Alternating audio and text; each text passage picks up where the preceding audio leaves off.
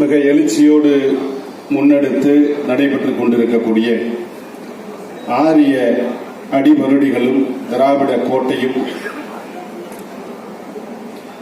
மாநாட்டினுடைய தலைவர் தந்தை பெரியார் திராவிடர் கழகத்தினுடைய பொதுச் செயலாளர் அண்ணன் கு ராமகிருஷ்ணன் அவர்களே, இந்த நிகழ்ச்சியை ஒருங்கிணைத்து நெறிப்படுத்திக் கொண்டிருக்கிற தந்தை பெரியார் திராவிடர் கழகத்தினுடைய மாநில மாணவரணி செயலாளர் அன்பு சகோதரர் அதர்மம் மனோஜ் அவர்களே, இந்த மாநாட்டிலே கலந்து கொண்டு கருத்துரையாற்றி அமர்ந்திருக்கக்கூடிய மேடையில் இருக்கக்கூடிய அனைத்து முற்போக்கு இயக்கங்களுடைய தலைவர் பெருமக்களே, இந்த நிகழ்ச்சியில் என்னோடு கலந்து கொண்டு சிறப்பித்துக் கொண்டிருக்கிற தமிழ் புலிகள் கட்சியினுடைய முன்னணி தலைவர்கள், பொதுச் செயலாளர் பேரறிவாளன் அவர்களே, பொருளாளர் சிறுத்தை செல்வன் அவர்களே, தம்பி கலைவேந்தன் அவர்களே, இளங்கோவன் அவர்களே, அண்ணன் பலராமன் அவர்களே, தம்பி புலி பார்த்திபன் அவர்களே, திருவண்ணாமலை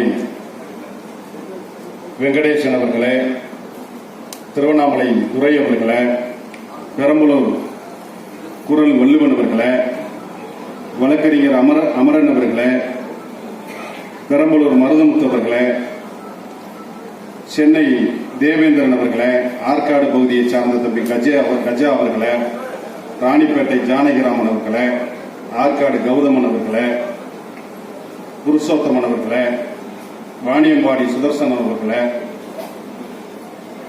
விழுப்புரம் ஜனார்தனன் அவர்களே, முத்துலட்சுமி அவர்களே, வந்தவாசி துரை அவர்களே, அருண் அவர்களே, சூர்யா அவர்களே, கிருஷ்ணமூர்த்தி அவர்களே, தேசிகி அவர்களே, தினேஷ் அவர்களே,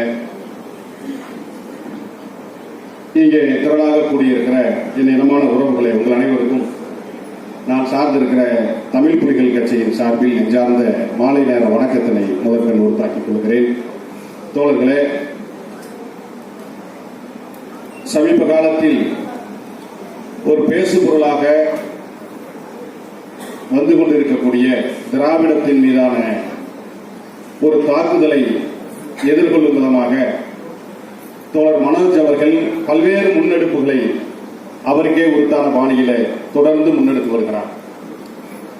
அதற்கு இது சற்று மாறாக ஒரு கருத்தியல் ரீதியான ஒரு தெளிவை இங்கே முன்னெடுக்க வேண்டும் என்கிற அடிப்படையில் பல்வேறு அறிவார்ந்த தலைவர்களை அழைத்து இந்த மாநாட்டை மிக சிறப்பாக ஒழுங்குபடுத்தியதற்காக முதலில் தந்தை பெரியார் திராவிடர் கழகத்திற்கு நான் சார்ந்திருக்கிற தமிழ் புலிகள் கட்சியின் சார்பில் நெஞ்சார்ந்த பாராட்டுகளையும் நன்றிகளையும் நான் தெரிவித்துக் கொள்கிறேன்.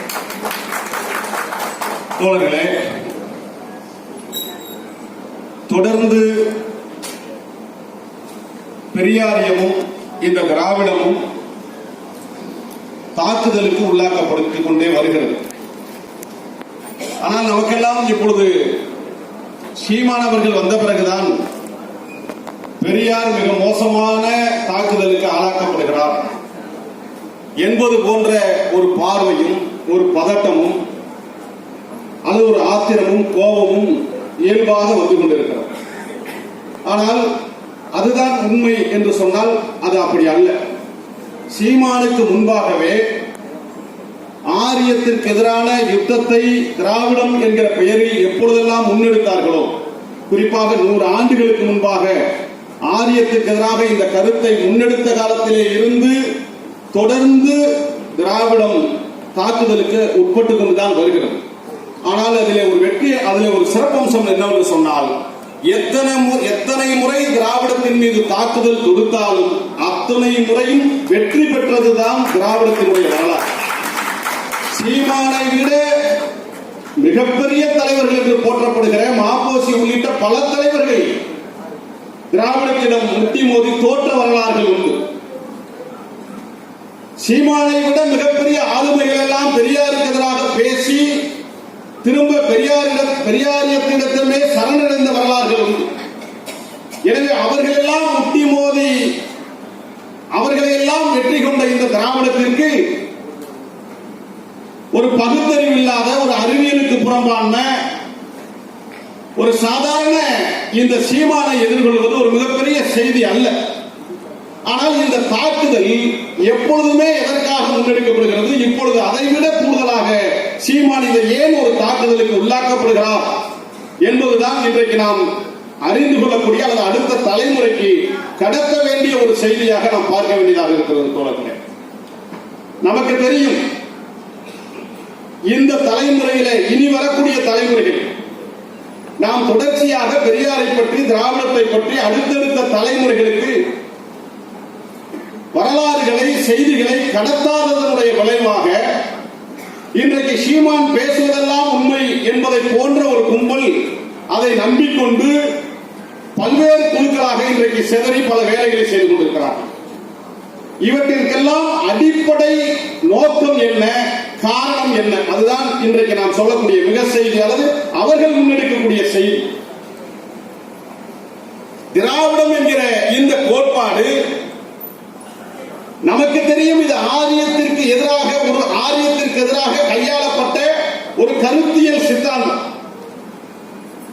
ஆனால் இன்றைக்கு எப்படி இந்த கருத்தை மடைமாற்றுகிறார்கள் என்று சொன்னால், பிற மொழியாளர்கள் தான் வசதியாக வாழ்வதற்கு இந்த சொல்லாடலை பயன்படுத்தி பிற மொழியாளர்கள் ஆளுவதற்கான ஒரு கருத்தாக்கமாக இது உருவாக்கப்பட்டது என்பதை போன்ற ஒரு தோற்றத்தை தொடர்ச்சியாக உணர்ச்சி பூர்வமாக சீமான் பேசி வருகிறார். இதற்கு பல மேடைகளிலே நாம் பதில் சொல்லியாகிவிட்டது. இன்னும் சொல்ல வேண்டும் என்று சொன்னால், திராவிடம் என்ன செய்தது, பெரியார் என்ன செய்தார், திராவிடமும் பெரியாரினுடைய தேவையும் எவ்வளவு முக்கியமானது என்பதை நம்மை விட அதிகமாக சத்தமாக பேசியவர் சீமான். நம்மை விட அவர் பலமாக பேசியிருக்கிறார். எனவே பெரியாரை பற்றி, திராவிடத்தை பற்றி சீமானுக்கு தெரியாத ஒரு செய்தியெல்லாம் அல்ல. இன்றைக்கு சொன்ன எல்லா செய்திகளுக்கும், இன்றைக்கு எதையெல்லாம் அவர் விமர்சனத்திற்கு உள்ளாக்கப்படுகிறார்களோ அந்த விமர்சனத்திற்கெல்லாம் சீமானே பதில் சொல்லி இருக்கிறார்.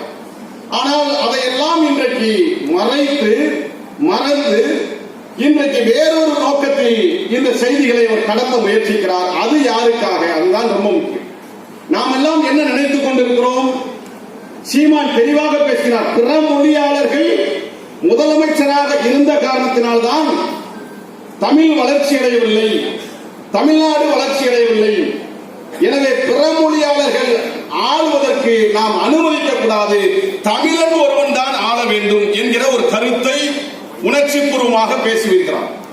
அந்த தமிழன் என்பவர் யார் என்று சொன்னால், பிறப்பின் அடிப்படையில் அல்லது அவருடைய பாணியிலே சொல்ல போனால் ஒரு தமிழ் தகப்பனுக்கும் ஒரு தமிழ் தாய்க்கும் பிறந்தவர் தான் தமிழர் என்கிற கோணத்தில் அவர் பேசி வருகிறார். ஆனால் மானுடவியல் அறிஞர்கள் எல்லாம், இந்த வரலாறுகளை தெரிந்தவர்கள் எல்லாம் என்ன சொல்கிறார்கள்? குறிப்பாக புரட்சியாளர் அம்பேத்கர் அவர்கள் இந்தியாவை பற்றி பல ஆய்வுகளை, அந்த மக்களை பற்றி பல ஆய்வுகளை முன்னெடுத்திருக்கிறார். அம்பேத்கர் சொல்கிறார், இந்தியாவிலே வாழக்கூடிய மக்கள் தாசர்களாக இருந்தார்கள், அவர்கள்தான் திராவிடர்களாக இருந்தார்கள், அவர்கள்தான் நாகர்களாக இருந்தார்கள், அவர்கள்தான் தமிழர்களாக இருக்கிறார்கள். ஆக இந்தியாவிலே வாழக்கூடிய மக்கள் நாகரிகத்தை சார்ந்த தமிழர்கள் தான். இந்தியாவை யாரேனும் ஒரு மொழியை சார்ந்தவர்கள் கொண்டாடுவதற்கு உரிமை உண்டு என்று சொன்னால் அது தமிழர்கள் தான் என்று பல இடங்களிலே புரட்சியாளர் அம்பேத்கர் அவர்கள் பேசியிருக்கிறார். ஆனால் அந்த அம்பேத்கர் அவர்களே தன்னுடைய ஆய்வில் மிக தெளிவாக சொல்லுவது என்று சொன்னால், இன்றைக்கு நாம் சொல்லுகிறோம், தமிழாக இருக்கலாம், தமிழர்களாக இருக்கலாம், அது குடியாக இருக்கலாம், அல்லது சாதியாக இருக்கலாம், இவையெல்லாம் எப்போது வந்தது என்று சொன்னால் இனக்கலப்பு ஏற்பட்ட பிறகுதான் இவையெல்லாம் உருவானது. எவையுமே இனக்கலப்பு ஏற்படாத ஒரு மக்கள் குமுகம் உருவாகவே இல்லை. எனவே இனக்கலப்பிற்கு பிறகு உருவானது என்பது வரலாறு. ஒருவேளை சீமான் சொன்னதை போல இந்த சாதி உருவான பிறகாவது இனக்கலப்பு ஏற்படாமல் தடுக்க முடியுமா என்றால் அதுவும் அறிவியலுக்கு புறம்பானது. ஒரு சாதியை சார்ந்த அல்லது ஒரு குடியை சார்ந்த அல்லது ஒரு மொழியை சார்ந்த அல்லது ஒரு இனத்தை சார்ந்த ஒருவர் இன்னொரு இனத்தோடு கலப்பினம் ஏற்படுத்தாமலே இருக்கிறார். ஒரு மொழியை சார்ந்தவர் இன்னொரு மொழியை சார்ந்தவரோடு கலப்பினமே ஏற்படவில்லை. ஒரு சாதியை சார்ந்தவர் இன்னொரு சாதியை சார்ந்தவரோடு கலப்பினமே ஏற்படவில்லை. தூய தமிழ் சாதிகள் அல்லது தூய தமிழ் குடிகள் கலப்பினம் இல்லாத குடிகளோ சாதிகளோ மொழியை சார்ந்தவர்களோ இனத்தை சார்ந்தவர்களோ இருக்கவே முடியாது, இருந்ததாக வரலாறு இல்லை. இதுதான் நிதர்சனம், இதுதான் யதார்த்தம்.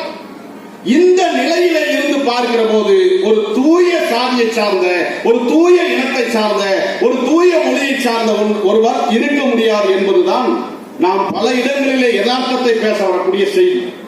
எனவே நிலைமை இப்படி இருக்கிற போது தமிழர் அல்லாதவர்கள் ஆண்டார்கள், ஆளுகிறார்கள்.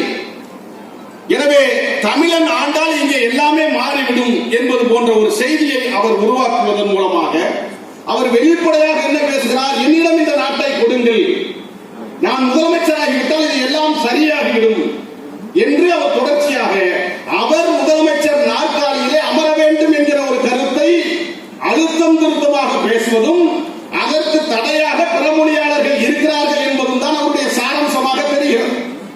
அதைத்தான் அவர் தமிழ் தேசியம் என்று முழங்கி வருகிறார். உண்மையிலேயே தமிழ் தேசியம் என்பது முதலமைச்சர் ஆவதுதான் தமிழ் தேசியமா? ஒருவேளை சீமான் முதலமைச்சர் ஆகிவிட்டால் அவர் சொன்னதை போல கச்சத்தீவை ஒரு படவையை கொண்டு உருவாக்க முடியுமா? மீட்டு கொண்டு வந்துவிட முடியுமா? அதை அவர்களுடைய தம்பிகள் சீமான் முதலமைச்சர் ஆகிவிட்டால் கச்சத்தீவை ஒரு படையை உருவாக்கி மீட்டு வந்துவிட முடியும் என்று உணர்ச்சி பூர்வமாக பேசுகிறாரே, அதை அந்த தம்பிகள் நம்புகிறார்களா? அது சாத்தியமா? அல்லது சீமான் முதலமைச்சர் ஆகிவிட்டால் தமிழ்நாடு கடன் பெற்று இருக்கிறதை பல லட்சம் கோடி மஞ்சள் நோட்டீஸ் அனுப்பிவிடுவேன், நான் கடனை கட்ட முடியாது என்று முதலமைச்சராக சீமான் வந்தால் அதை சரி செய்து விடுவார் என்று மேடையிலே பேசுகிறாரே, அது சரிதானா? அதை அவங்க தம்பிமார்கள் நம்புகிறார்களா? இப்படி அடுக்கிக் கொண்டே போகலாம்.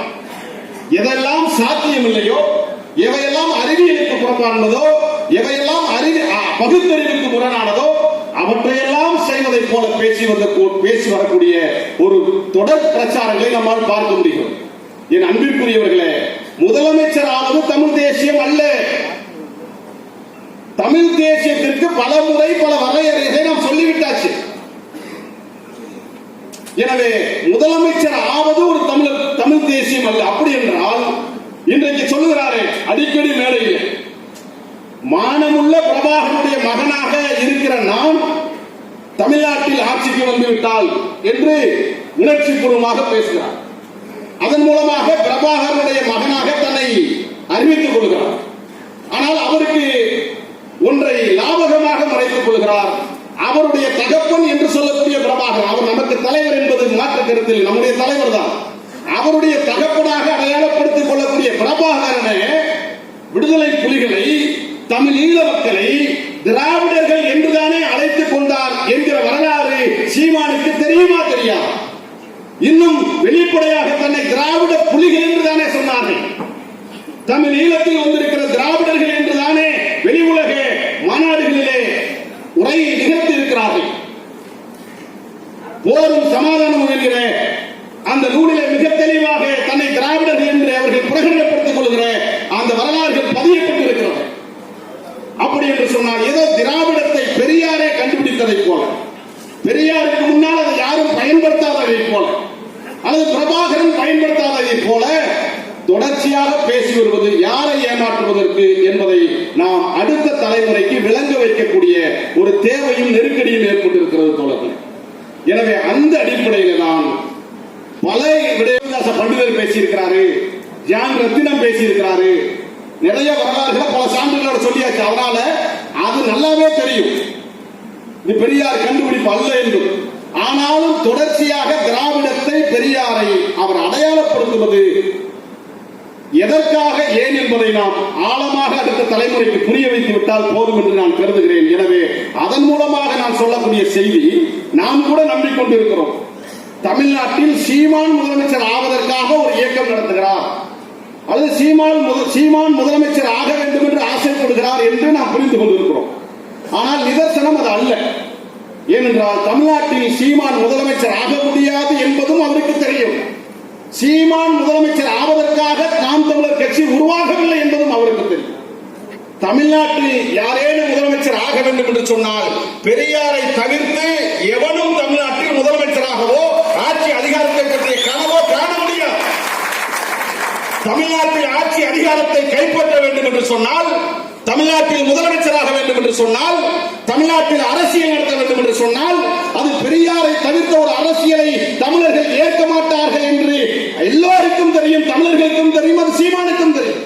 ஆனால் ஏன் பெரியாரை விமர்சிக்கிறார், ஏன் பெரியாரை எதிர்த்து செயல் நிறுத்துகிறார் என்று சொன்னால், இந்த முதல்வர் நாற்காலியிலே சீமான் அமர்வது முக்கியமல்ல, ஒரு பாப்பானை அல்லது ஒரு தமிழர்களுக்கு எதிரான ஒரு அரசியலை அந்த நாற்காலியிலே அமர வைப்பதற்கு அவர் முயற்சிக்கிறார்.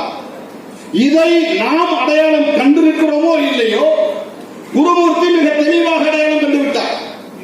குருமூர்த்தி சொல்லிவிட்டார், அவர் நம்முடைய ரத்தம்னு. நாம பேசக்கூடிய அரசியலை தமிழ்நாட்டில் இப்ப சீமான் சரியாக பேசுகிறார் என்று யார் சொல்கிறார்? குருமூர்த்தி சொல்கிறார். அப்ப குருமூர்த்தி சீமானை ஒரு ஒரு இடத்திற்கு, ஒரு அடையாளத்திற்கு கொண்டு வந்து விட்டார். ஆக குருமூர்த்தியினுடைய அரசியலை சீமான் பேசுகிறார். குருமூர்த்தி யாரை முதல்வராக்க வேண்டும் என்று நினைக்கிறாரோ அந்த வேலை திட்டத்தை சீமான் சரியாக முன்னெடுக்கிறார்.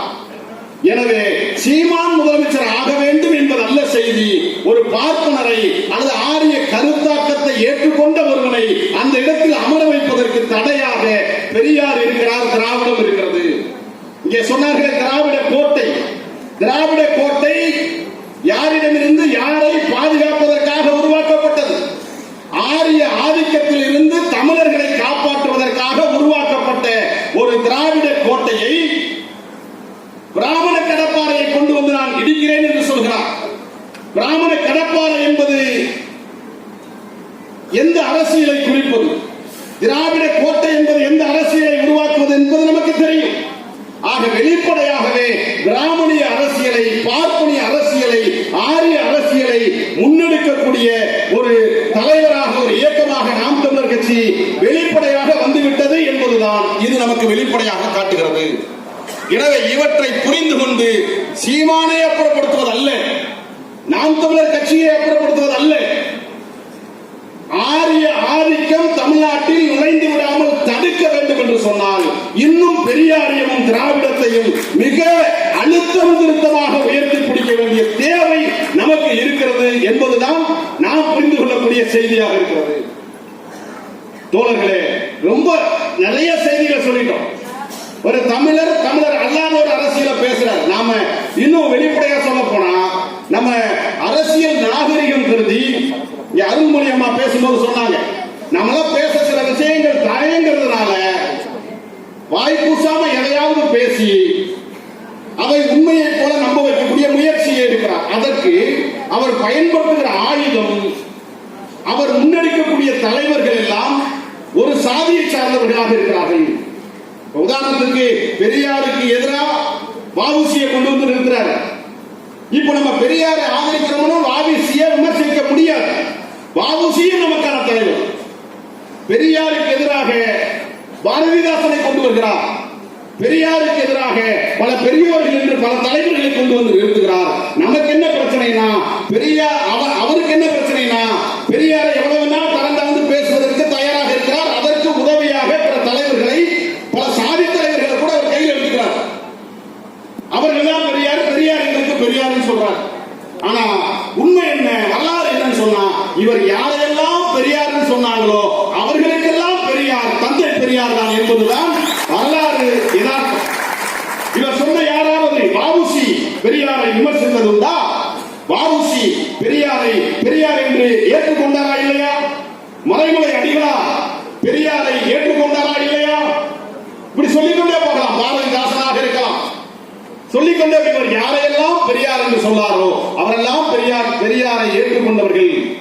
இதுல என்ன விஷயம்னா, இவங்களுக்கு பெரியாரெல்லாம் பெரியார் கிடையாதுங்க, இவங்க தாங்க பெரியார் காட்டினாரு பாருங்க. அதுல பல தலைவர்களை காட்டினாரு. கூட கொண்டு வந்து அவங்க மாமனார் காளிமுத்த சொன்னார் பாருங்க, காளிமுத்து பெரியார். இப்போ எங்க அப்பன் பிரபாகரன், அதாவது பிரபாகருடைய மகன் நான் சொன்னார்ல, அந்த உங்க அப்பன் பிரபாகரன், எங்கள் தலைவர் பிரபாகரன் தூக்குல தொங்க போடுங்க சட்டமன்றத்தில் தீர்மானம் ஏற்கும் போது அதை ஆதரிச்சு அமைக்கிட்டு அடக்கி ஒடுக்கி உட்கார்ந்தவன் இந்த அவருடைய மாமா. நான் மாமான்னு சொல்ல மாட்டேன், நிறைய குமரன் நான் மாமான்னு சொல்ல மாட்டேன். அவருடைய மாமா பிரபாகரனை தூக்கில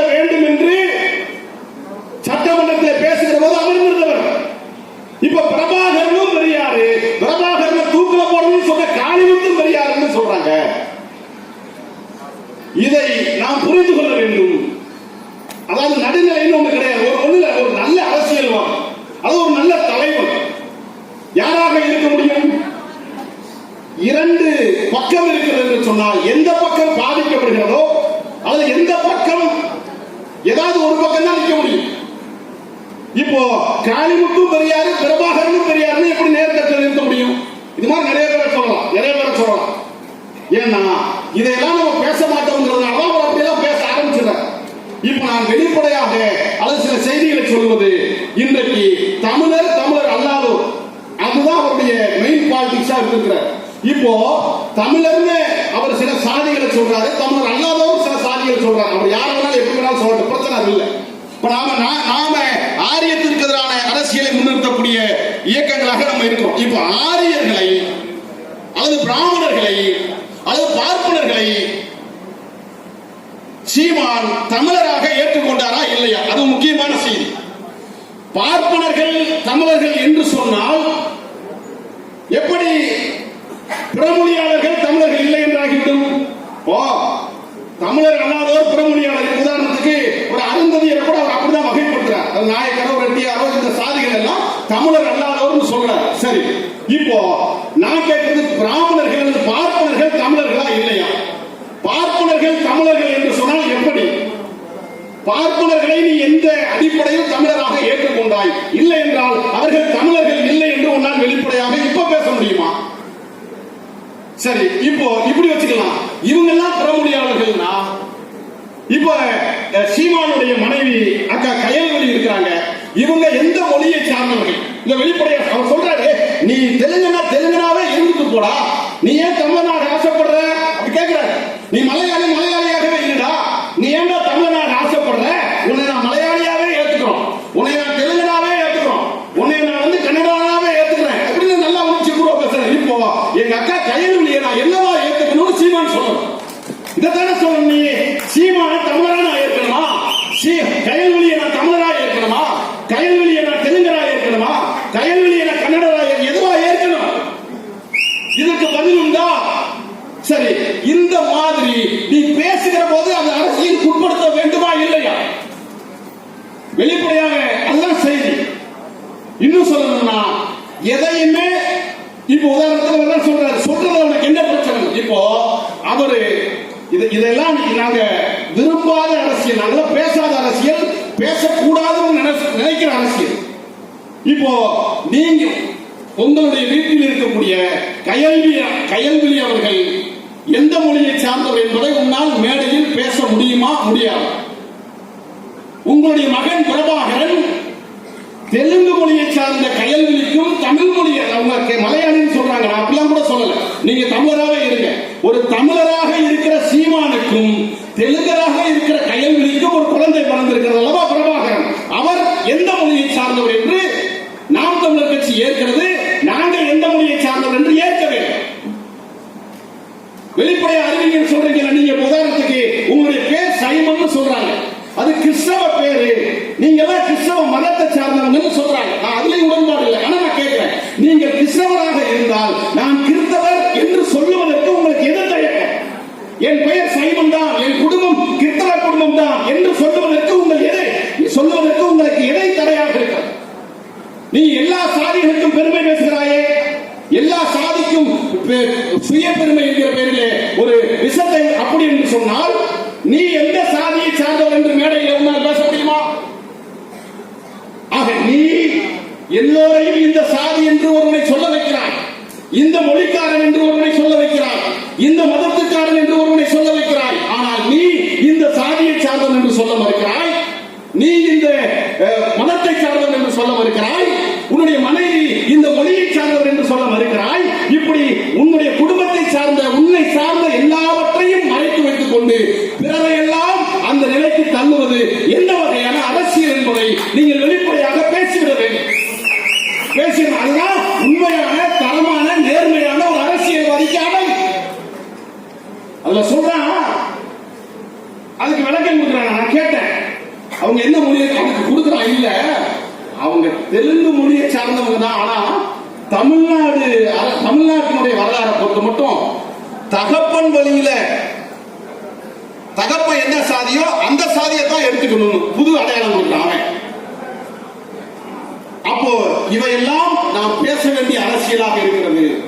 இவற்றிற்கெல்லாம் விளக்கத்தை கொடுத்துவிட்டு பிற அரசியலை அவர் முன்னெடுக்க வேண்டும் என்பதுதான் இந்த மேடைகளிலே நாம் வைக்கக்கூடிய மிக முக்கியமான செய்தியாக நான் பார்க்கிறேன் தோழர்களே.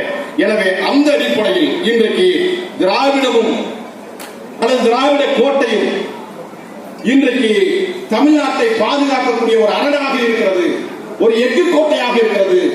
இந்த கோட்டையை தகர்ப்பதற்கு தான் பார்ப்பனியம், அது பிராமணியம் எப்படி வேணாலும் வச்சுக்க, இந்த பார்ப்பனியம் இந்த திராவிட கோட்டையை தகர்க்க வேண்டும் என்று சொன்னால் இந்த கோட்டையின் கதாநாயகனாக இருக்கிற தந்தை பெரியாரை அப்புறப்படுத்த வேண்டும் என்பதற்காக தரம் தாழ்ந்த அரசியலை முன்னெடுத்து எப்படியேனும் பெரியாரை அப்புறப்படுத்தி விடலாம், அதன் மூலமாக திராவிட கோட்டையை சிதைத்து விடலாம் என்று நீங்கள் கருதுகிறீர்கள். எங்களை பொறுத்தவரை நாங்கள் மிக தெளிவாக இருக்கிறோம். திராவிட கோட்டை என்பது பெரியாரால் உருவாக்கப்பட்ட கோட்டையாக இருந்தாலும் தமிழர்கள் நாங்கள் அந்த கோட்டைக்கு பாதுகாப்பு அரணாக நின்று கொண்டிருக்கிறோம்.